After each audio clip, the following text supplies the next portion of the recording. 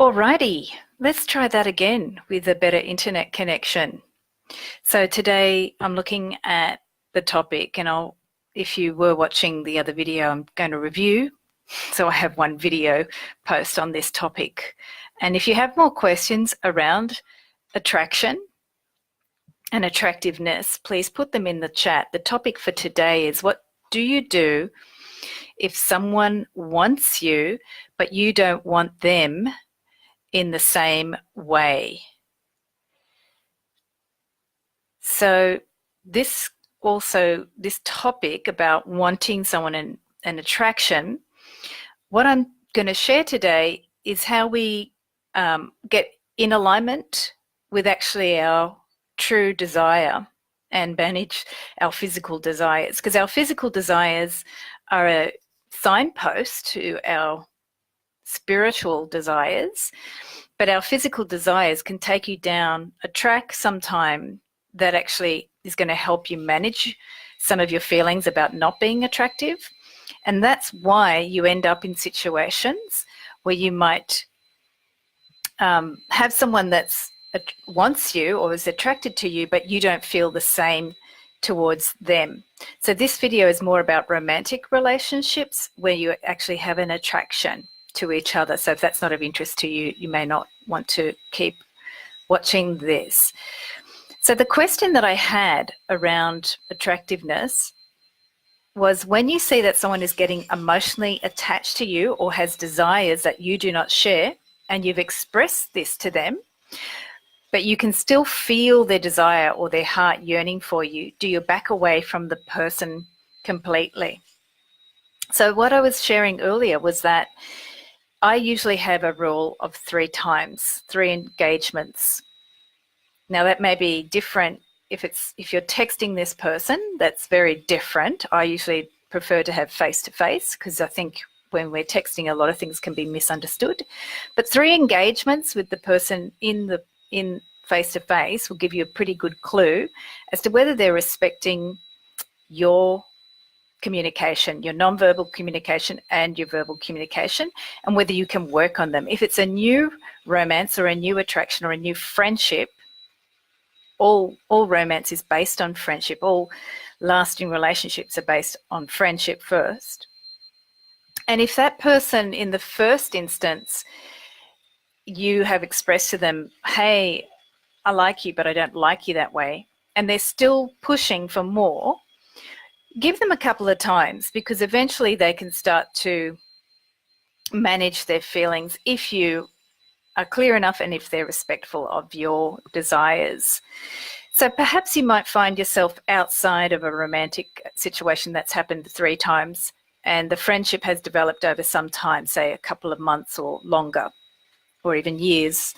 I actually do know someone who had a friend that for many decades they pursued them because they wanted more than just a friendship. They wanted romantic connection. And in that case, it's not about backing away completely. If you've had a friendship with the person over a longer period of time and they've respected your needs, it's important to look at what's triggered. So say, for example, that person's attracted to you and you may get triggered thinking, oh my God, what do I do in this situation? So you may have triggered inside of you a fear of not being able to control the outcome of events, or a fear of hurting that person's feelings if you spoke up. So that's all really good material for building your skills in communication and relationships.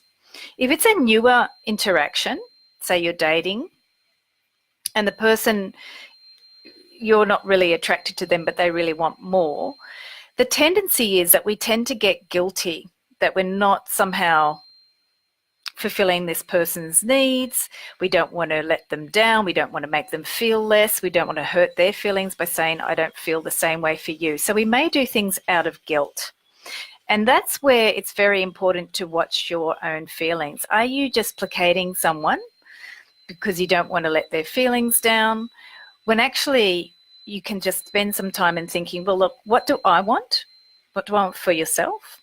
And then what do I want for the relationship? They're 2 very simple questions. Sit and ask, what do you want really for yourself, and what do you want for the relationship? if it's not about hurting the person's feelings, then you can bring that to discussion. It's like, I don't want to hurt your feelings. However, I'm not feeling the same way, and I think you're a great person. However, I don't feel the same way that you're feeling. So the second part of the question is, rather than backing away completely and withdrawing, we tend to, the second part of the question is, do you spare their feelings and not lead them on? And that is the case, to be very clear verbally, because some people, when they have a desire, it's basically a need to feel wanted. We all want to feel wanted. We all want to feel attractive and wanted and desirable. So you need to also decide, rather than sparing their feelings, how can I clarify what I'm feeling, what you're feeling internally when they're desiring you and you don't want them back? How do you clarify for yourself what you really want? And then how do you think about positively what would be the best outcome for this friendship? If it's not going to go romantic, what could be the best outcome for the friendship? It could be that you're very clear about your feelings and that you actually start to discover the person as a person without bringing in expectations or desire that's unfulfilled. If you start to verbalize your feelings and what you want for the friendship, then you're not thinking about telling the person that you're not attracted to them. And Jonathan has just mentioned that don't set anyone up for them. Tell them from the start how you feel. So I wanted to talk to Jonathan's point about being very clear from the start. Sometimes what happens, a couple of things actually, many things. Human beings are very, very creative. And when we have desire, especially desire when you want someone to want you and it's not returned, what happens is you start to go a little bit out of your logic mind into fantasy, into behaviours that aren't logical. They're extremely emotional. They can be fueled by hormones or other needs. So sometimes, like Jonathan's saying, being really clear up front, what happens is the person then starts to get other things triggered for them, which is actually really good. So you may be very clear, like Jonathan's saying, from a really heartfelt place, like what you want for the best type of the relationship. And then also be aware that you might say it to them, but their stuff may still be triggered. They still might be really wanting to feel attractive. They may want to feel desirable by you in particular, because somehow they've put you on a pedestal or think you're amazing for some reason that you may not even understand why they look at you that way. But they might just be coming to you. You might be the person for this role to help them see that they're actually got this need to feel attractive or desirable. And we often do that with like famous people or people in movies and stuff. We project our desires on them. So if you're a human person that's having that happen to you, also be aware that sometimes you might be triggering things that they can't control. And then you have to keep saying to them, look, you're a great person, or I like you, however, I'm not interested in that kind of relationship. The other part that I was asked about as well, so we all have this desire to feel attractive and desirable, right? So this situation happens where someone comes to you and says, hey, I'm really interested, and you're not feeling the same way.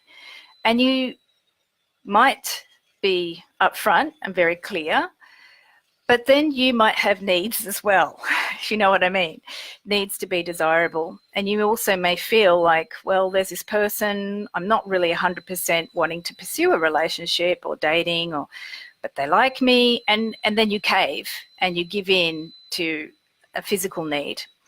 So just be aware.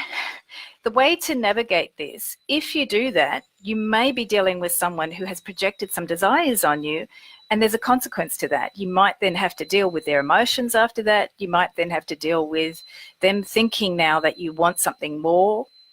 They might start projecting other needs on you.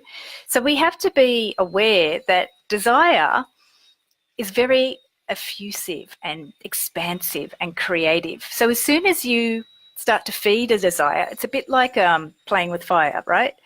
You play with fire, you start to throw something on it, it brings something up. So be aware that if you play with someone's feelings, it may be from your need to have some physical needs met or be desirable or feel attractive, or actually you just like someone finding you attractive. So be aware and be honest about that. Start looking at yourself. Like, if I started to play with this person's attraction to me, why am I doing that? Because there you'll get into your core needs for interaction, relationship, and sharing of your energy. We all want to be desired. We all want to be attractive. Now I'm going to get to the underlying point, which I started to address earlier before the internet sweetly interrupted me. So underneath this misalignment of someone being attracted to you and you wanting them, there's actually a deeper thing at play here.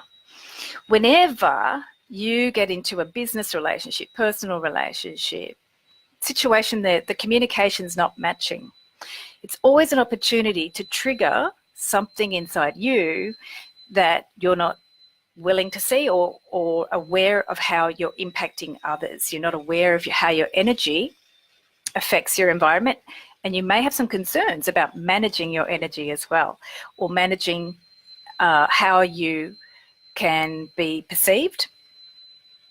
You might have a fear or concern about that. So sometimes, anytime I've found that someone's attracted to you and it's a mismatch, if you feel ill at ease, there's something inside to look at. Take a moment, sit here with yourself and go, well, why am I uncomfortable about this person finding me attractive or wanting something I don't want to give back to them in the same manner? What's coming up for you? Because that's the gift of any time there's a mismatch. And I've also mentioned it can be a mismatch in texts. So sometimes someone's texting you and you're reading the text going, I don't get that. That's not what I said. Why are they communicating that to me? It happens in many subtle ways through our communication. It's always opportunity to see what's triggered up inside of you by basically saying to the person, look, that's not actually what I'm looking for, and then explain to them the greatest possible outcome. What are you looking for?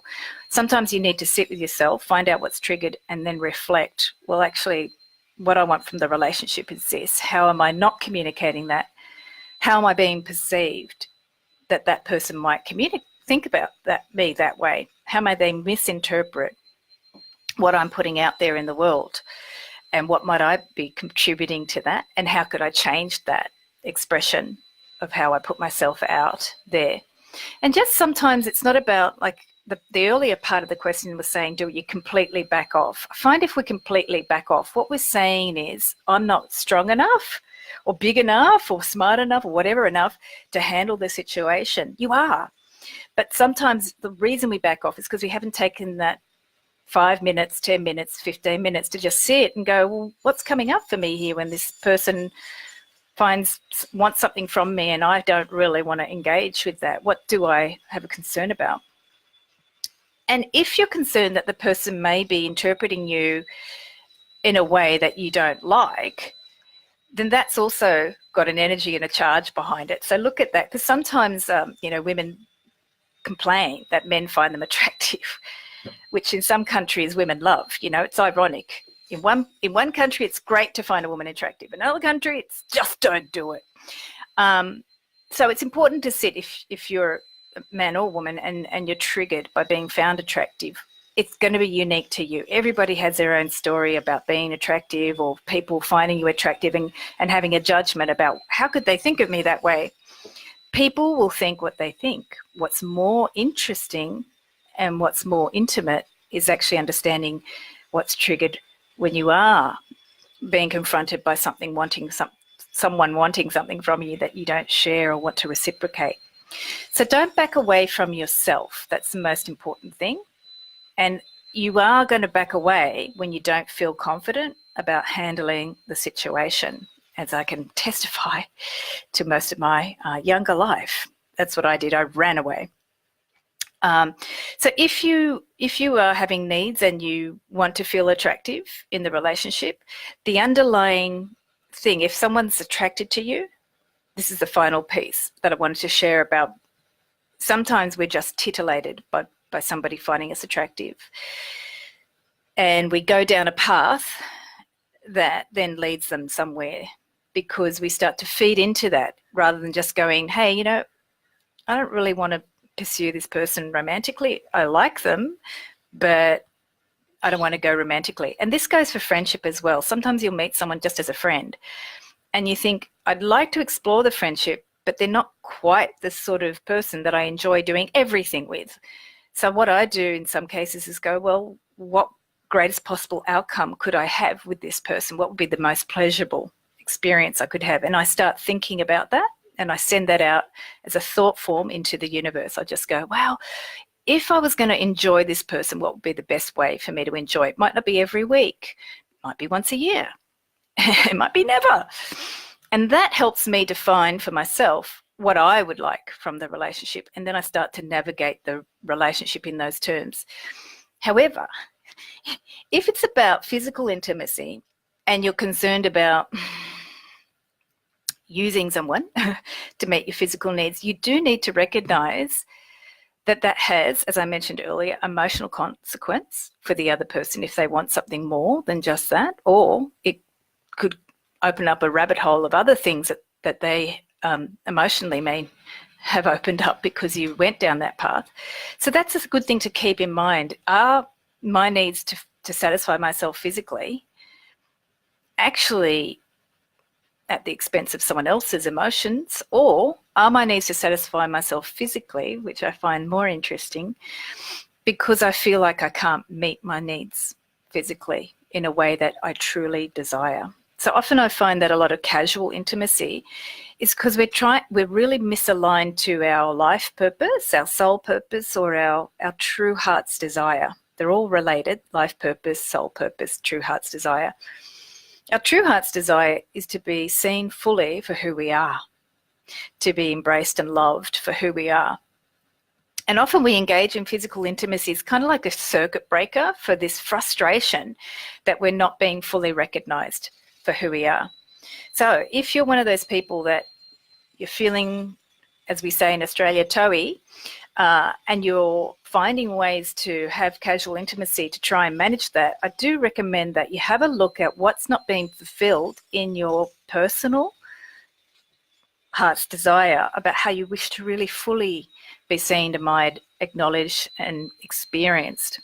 Because often we release physically when we can't get what we want at our heart's desire level. And that's not a bad thing. Don't judge it, but just consider, okay, what's not being fulfilled here? Because that will then start you onto a path of looking for deeper fulfillment and finding constructive ways to find deeper fulfillment in intimacy. Not only in intimacy, deeper fulfillment in your passions.